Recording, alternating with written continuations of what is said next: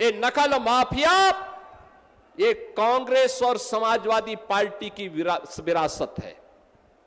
इन्होंने पाला हुआ था, इन्हें यही लोग पालते थे। और आज कैसे फिर सामने आकर के अपना चेहरा दिखा रहे हैं।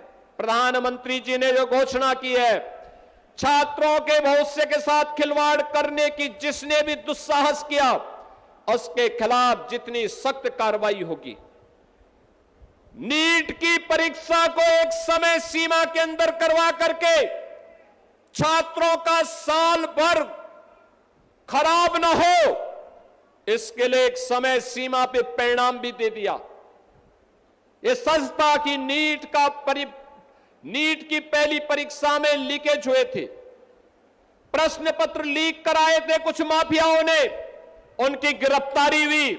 और कल आपने देखा होगा नेशनल टेस्ट एजेंसी जो थी एनटीए के 37 अधिकारियों को बर्खास्त कर दिया गया। सेवाएं हमेशा के लिए समाप्त,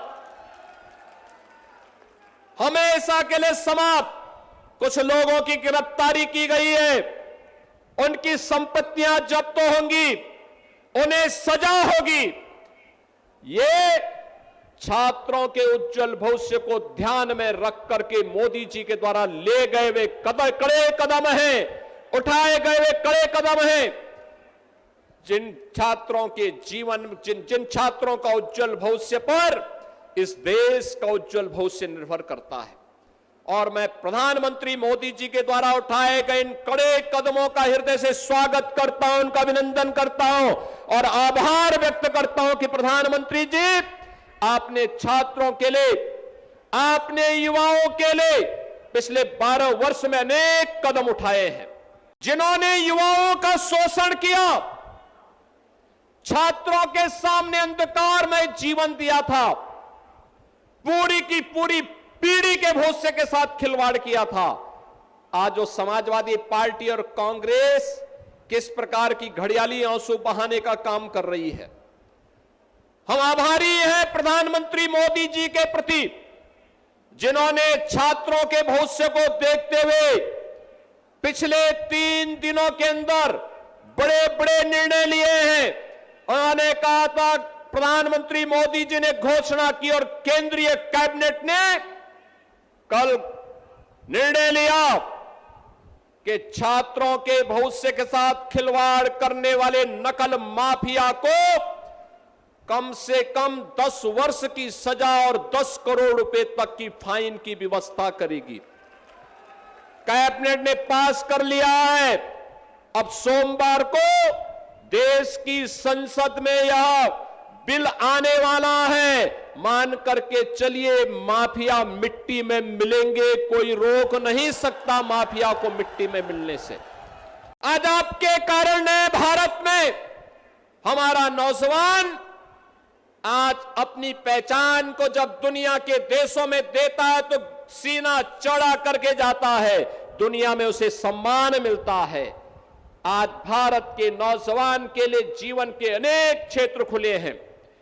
आपने 1 वर्ष में 12 लाख सरकारी नौकरी भारत के नौजवानों को दी और 12 वर्ष में देश के अंदर करोड़ों नौजवानों को सरकारी नौकरी दे करके उनके जीवन को उज्जवल भविष्य की ओर अग्रसर किया है।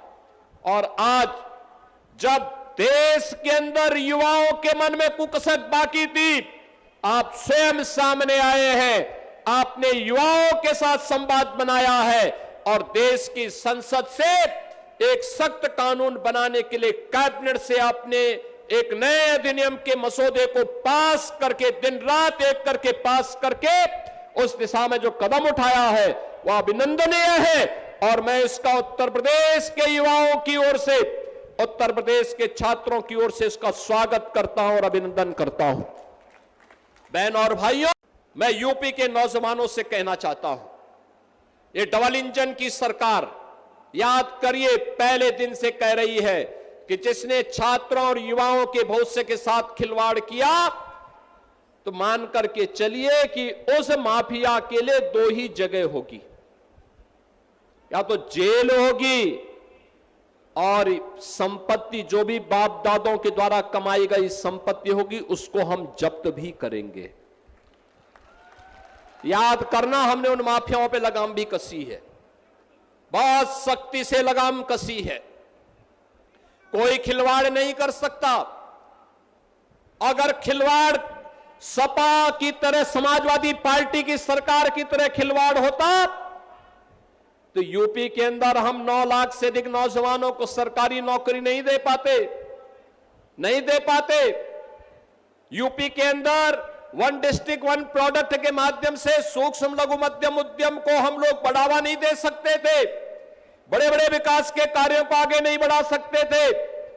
बड़ा निवेश इसलिए नहीं आता था क्योंकि हर जगह कोई ना कोई गुंडा और कोई ना कोई माफिया हावी होकर के सरकार को चुनौती देता था।